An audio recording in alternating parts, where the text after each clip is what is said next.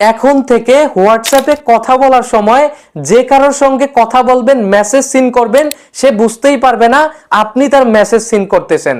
আবার অনেক সময় দেখা যায় আপনি অনেকের সঙ্গে কথা বলতে চান না, কিন্তু সে কি মেসেজ দিছে হোয়াটসঅ্যাপে আপনি কিন্তু দেখে নিতে পারেন। তো চলুন আপনাকে এই চমৎকার ইউনিক বিষয়টা শিখিয়ে দেই।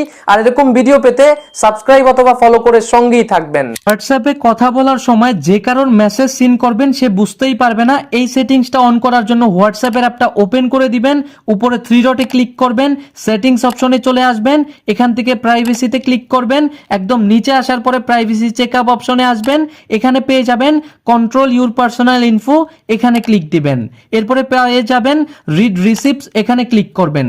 এই অপশনটুকু জাস্ট বন্ধ করে দিবেন, তাহলে হবে কি আপনি যে কারোর মেসেজ সিন করবেন সে বুঝতেই পারবে না আপনি তার মেসেজ দেখেছেন।